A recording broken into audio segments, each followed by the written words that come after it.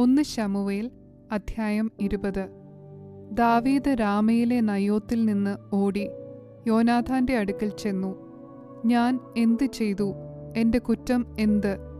നിന്റെ അപ്പൻ എന്നെ കൊല്ലുവാൻ അന്വേഷിക്കേണ്ടതിന് അവനോട് ഞാൻ ചെയ്ത പാപം എന്ത് എന്ന് ചോദിച്ചു. അവൻ അവനോട്, അങ്ങനെ ഭവിക്കരുതേ, നീ മരിക്കയില്ല. എൻ്റെ അപ്പൻ എന്നെ അറിയിക്കാതെ വലുതോ ചെറുതോ യാതൊന്നും ചെയ്യുവാറില്ല. പിന്നെ ഈ കാര്യം എന്നെ മറപ്പാൻ സംഗതി എന്ത്? അങ്ങനെ വരികയില്ല എന്ന് പറഞ്ഞു. ദാവീദ് പിന്നെയും അവനോട്, എന്നോട് നിനക്ക് പ്രിയമാകുന്നു എന്ന് നിന്റെ അപ്പൻ നല്ലവണ്ണം അറികയാൽ യോനാഥാൻ ദുഃഖിക്കാതിരിക്കേണ്ടതിന് അവൻ ഇത് ഗ്രഹിക്കരുത് എന്ന് അവൻ വിചാരിക്കുന്നു. എന്നാൽ യഹോവയാണ, നിന്നാണ, എനിക്കും മരണത്തിനും മധ്യേ ഒരടി അകലം മാത്രമേയുള്ളൂ എന്ന് സത്യം ചെയ്തു പറഞ്ഞു. അപ്പോൾ യോനാഥാൻ ദാവീദിനോട്, നിന്റെ ആഗ്രഹം എന്ത്? ഞാൻ അത് ചെയ്തു തരും എന്ന് പറഞ്ഞു. ദാവീദ് യോനാഥാനോട് പറഞ്ഞത്, നാളെ അമാവാസ്യയാകുന്നു. ഞാനും രാജാവിനോടുകൂടെ പന്തിഭോജനത്തിന് ഇരിക്കേണ്ടതല്ലോ. എങ്കിലും മറ്റന്നാൾ വൈകുന്നേരം വരെ വയലിൽ ഒളിച്ചിരിപ്പാൻ എനിക്ക് അനുവാദം തരേണം. നിന്റെ അപ്പൻ എന്നെ കാണാഞ്ഞിട്ട് അന്വേഷിച്ചാൽ ദാവീദ് സ്വന്തം പട്ടണമായ ബേത്ലഹേമിലേക്ക് ഒന്ന് പോയി വരേണ്ടതിന് എന്നോട് താൽപ്പര്യമായി അനുവാദം ചോദിച്ചു. അവൻ്റെ കുലത്തിനെല്ലാം അവിടെ വർഷാന്തരയാഗമുണ്ട് എന്ന് ബോധിപ്പിക്കണം. കൊള്ളാമെന്ന് അവൻ പറഞ്ഞാൽ അടിയന് ശുഭം, അല്ല കോപിച്ചാൽ അവൻ ദോഷം നിർണയിച്ചിരിക്കുന്നു എന്നറിഞ്ഞു കൊള്ളേണം. എന്നാൽ അങ്ങുന്ന് അടിയനോട് ദയ ചെയ്യണം. അടിയനുമായി യഹോവയെ സാക്ഷിയാക്കി സഖ്യത ചെയ്തിട്ടുണ്ടല്ലോ. വല്ല കുറ്റവും എന്നിലുണ്ടെങ്കിലോ അങ്ങുന്ന് തന്നെ എന്നെ കൊല്ലുക. അപ്പൻ്റെ അടുക്കൽ എന്നെ കൊണ്ടുപോകുവാൻ എന്തൊരാവശ്യം? അതിന് യോനാഥാൻ, അങ്ങനെ നിനക്ക് വരാതിരിക്കട്ടെ. എൻ്റെ അപ്പൻ നിനക്ക് ദോഷം വരുത്തുവാൻ നിർണയിച്ചിരിക്കുന്നു എന്ന് ഞാൻ അറിഞ്ഞാൽ നിന്നെ അറിയിക്കാതിരിക്കുമോ എന്ന് പറഞ്ഞു. ദാവീദ് യോനാഥാനോട്, നിന്റെ അപ്പൻ നിന്നോട് കഠിനമായി ഉത്തരം പറഞ്ഞാലോ അത് ആർ എന്നെ അറിയിക്കും എന്ന് ചോദിച്ചു. യോനാഥാൻ ദാവീദിനോട്, വരിക, നമുക്ക് വയലിലേക്ക് പോകാം എന്ന് പറഞ്ഞു. അവർ ഇരുവരും വയലിലേക്ക് പോയി. പിന്നെ യോനാഥാൻ ദാവീദിനോട് പറഞ്ഞത്, ഇസ്രായേലിൻ്റെ ദൈവമായ യഹോവ സാക്ഷി, നാളെ ഈ നേരത്തോ മറ്റന്നാളോ എൻ്റെ അപ്പൻ്റെ അന്തർഗതമറിഞ്ഞ് നിനക്ക് ഗുണമെന്ന് കണ്ടാൽ ഞാൻ ആളയച്ച് നിന്നെ അറിയിക്കാതിരിക്കുമോ? എന്നാൽ നിന്നോട് ദോഷം ചെയ്യുവാനാകുന്നു എൻ്റെ അപ്പൻ്റെ ഭാവമെങ്കിൽ ഞാൻ അത് നിന്നെ അറിയിച്ചു നീ സമാധാനത്തോടെ പോകേണ്ടതിന് നിന്നെ പറഞ്ഞയക്കാതിരുന്നാൽ യഹോവ യോനാഥാനോട് തക്കവണ്ണവും അധികവും ചെയ്യട്ടെ. യഹോവ എൻ്റെ അപ്പനോടുകൂടെ ഇരുന്നതുപോലെ നിന്നോടുകൂടെയും ഇരിക്കുമാറാകട്ടെ. ഞാൻ ഇനി ജീവനോടെ ഇരിക്കാകുന്നു എങ്കിൽ ഞാൻ മരിക്കാതെ വണ്ണം യഹോവയുടെ ദയ നീ കാണിക്കേണ്ടത് എന്നോട് മാത്രമല്ല, എൻ്റെ ഗ്രഹത്തോടും നിന്റെ ദയ ഒരിക്കലും അറ്റുപോകരുത്. യഹോവ ദാവീദിൻ്റെ ശത്രുക്കളെ ഒട്ടൊഴിയാതെ ഭൂതലത്തിൽ നിന്ന് ഛേദിച്ച് കളയും കാലത്തും അറ്റുപോകരുത്. ഇങ്ങനെ യോനാഥാൻ ദാവീദിൻ്റെ ഗ്രഹത്തോടെ സഖ്യത ചെയ്തു. ദാവീദിൻ്റെ ശത്രുക്കളോട് യഹോവ ചോദിച്ചു കൊള്ളും. യോനാഥാൻ സ്വന്തം പ്രാണനെ പോലെ ദാവീദിനെ സ്നേഹിക്കയാൽ തന്നോടുള്ള സ്നേഹത്തെ ചൊല്ലി അവനെ കൊണ്ട് പിന്നെയും സത്യം ചെയ്യിച്ചു.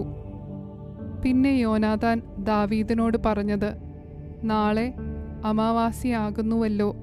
നിന്റെ ഇരിപ്പിടം ഒഴിഞ്ഞിരിക്കുമ്പോൾ നീ ഇല്ലെന്ന് കാണും.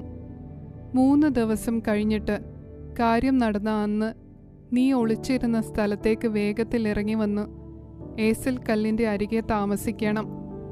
അപ്പോൾ ഞാൻ അതിൻ്റെ ഒരു വശത്ത് ഒരു ലാക്കിന് എയ്യുന്ന ഭാവത്തിൽ 3 അമ്പ് എയ്യും. നീ ചെന്ന് അമ്പ് നോക്കി എടുത്തുകൊണ്ട് വരിക എന്ന് പറഞ്ഞ് ഒരു ബാല്യക്കാരനെ അയക്കും. അമ്പുകൾ നിന്റെ ഇപ്പുറത്ത് ഇതാ എടുത്തുകൊണ്ട് വരിക എന്ന് ഞാൻ ബാല്യക്കാരനോട് പറഞ്ഞാൽ നീ അവ എടുത്തുകൊണ്ട് വരിക. യഹോവയാണ്, നിനക്ക് ശുഭമല്ലാതെ മറ്റൊന്നും വരികയില്ല. എന്നാൽ ഞാൻ ബാല്യക്കാരനോട്, അമ്പ് നിന്റെ അപ്പുറത്ത് അതാ എന്ന് പറഞ്ഞാൽ നിന്റെ വഴിക്ക് പൊയ്ക്കൊള്ളുക, യഹോവ നിന്നെ പറഞ്ഞയച്ചിരിക്കുന്നു. ഞാനും നീയും തമ്മിൽ പറഞ്ഞിരിക്കുന്ന കാര്യത്തിലോ യഹോവ എനിക്കും നിനക്കും മധ്യേ എന്നേക്കും സാക്ഷി. ഇങ്ങനെ ദാവീദ് വയലിൽ ഒളിച്ചു. അമാവാസ്യയായപ്പോൾ രാജാവ് പന്തിഭോജനത്തിനിരുന്നു. രാജാവ് പതിവുപോലെ ചുവരിനരികെയുള്ള തൻ്റെ ആസനത്തിന്മേലിരുന്നു. യോനാഥാൻ എഴുന്നേറ്റ് നിന്നു. അബ്നേർ ശൗലിൻ്റെ അരികെ ഇരുന്നു. ദാവീദിൻ്റെ സ്ഥലമോ ഒഴിഞ്ഞു കിടന്നു. അന്ന് ശൗൽ ഒന്നും പറഞ്ഞില്ല. അവന് എന്തോ ഭാവിച്ചു. അവന് ശുദ്ധിയില്ലായിരിക്കും. അതെ, അവന് ശുദ്ധിയില്ല എന്ന് അവൻ വിചാരിച്ചു. അമാവാസിയുടെ പിറ്റേന്നാളും ദാവീദിന്റെ സ്ഥലം ഒഴിഞ്ഞു കിടന്നു. ശൗൽ തന്റെ മകനായ യോനാഥാനോട്, ഇഷായിയുടെ മകൻ ഇന്നലെയും ഇന്നും പന്തിഭോജനത്തിന് വരാതിരിക്കുന്നത് എന്ത് എന്ന് ചോദിച്ചു. യോനാഥാൻ ശൗലിനോട്, ദാവീദ് ബേത്ലഹേമിൽ പോകുവാൻ എന്നോട് താൽപ്പര്യമായി അനുവാദം ചോദിച്ചു. ഞങ്ങളുടെ കുലത്തിന് പട്ടണത്തിൽ ഒരു യാഗമുള്ളതുകൊണ്ട് എന്നെ വിട്ടയക്കണമേ. എൻ്റെ ജ്യേഷ്ഠൻ തന്നെ എന്നോട് കൽപ്പിച്ചിരിക്കുന്നു. ആകയാൽ നിനക്ക് എന്നോട് കൃപയുണ്ടെങ്കിൽ ഞാൻ എൻ്റെ സഹോദരന്മാരെ ചെന്ന് കാണുവാൻ അനുവദിക്കണമേ എന്ന് പറഞ്ഞു. അതുകൊണ്ടാകുന്നു അവൻ രാജാവിൻ്റെ പന്തിഭോജനത്തിന് വരാതിരിക്കുന്നത് എന്നുത്തരം പറഞ്ഞു. അപ്പോൾ ശൗലിൻ്റെ കോപം യോനാഥാന്റെ നേരെ ജ്വലിച്ചു. അവൻ അവനോട്, വക്രതയും ദുശാഠ്യവും ഉള്ളവളുടെ മകനെ, നിന്റെ സ്വന്തം ലജ്ജയ്ക്കും നിന്റെ അമ്മയുടെ നഗ്നതയുടെ ലജ്ജയ്ക്കുമായി നീ ഇഷായിയുടെ മകനോട് കൂടിയിരിക്കുന്നു എന്നെനിക്ക് അറിഞ്ഞുകൂടെയോ? ഇഷായിയുടെ മകൻ ഭൂമിയിൽ ജീവിച്ചിരിക്കുന്ന കാലത്തൊരിക്കലും നീയും നിന്റെ രാജത്വവും ഉറക്കിയില്ല. ഉടനെ ആളയച്ചു അവനെ എൻ്റെ അടുക്കൽ വരുത്തുക. അവൻ മരണയോഗ്യനാകുന്നു എന്ന് പറഞ്ഞു. യോനാഥാൻ തൻ്റെ അപ്പനായ ശൗലിനോട്, അവനെ എന്തിനു കൊല്ലുന്നു? അവൻ എന്ത് ചെയ്തു എന്ന് ചോദിച്ചു. അപ്പോൾ ശൗൽ അവനെ കൊല്ലുവാൻ അവൻ്റെ നേരെ കുന്തം ചാടി. അതിനാൽ തൻ്റെ അപ്പൻ ദാവീദിനെ കൊല്ലുവാൻ നിർണയിച്ചിരിക്കുന്നു എന്ന് യോനാഥാൻ അറിഞ്ഞു. യോനാഥാൻ അതികോപത്തോടെ പന്തിഭോജനത്തിൽ നിന്ന് എഴുന്നേറ്റു. അമാവാസിയുടെ പിറ്റേന്നാൾ ഭക്ഷണമൊന്നും കഴിച്ചതുമില്ല. തൻ്റെ അപ്പൻ ദാവീദിനെ അപമാനിച്ചതുകൊണ്ട് അവനെക്കുറിച്ച് അവൻ വ്യസനിച്ചിരുന്നു. പിറ്റേന്നാൾ രാവിലെ ദാവീദുമായി നിശ്ചയിച്ചിരുന്ന സമയത്ത് യോനാഥാൻ ഒരു ചെറിയ ബാല്യക്കാരനോടുകൂടെ വയലിലേക്ക് പോയി. അവൻ തൻ്റെ ബാല്യക്കാരനോട്, ഓടിച്ചെന്ന് ഞാൻ എയ്യുന്ന അമ്പ് എടുത്തുകൊണ്ടുവാ എന്ന് പറഞ്ഞു. ബാല്യക്കാരൻ ഓടുമ്പോൾ അവൻ്റെ അപ്പുറത്തേക്ക് ഒരമ്പ് എയ്തു.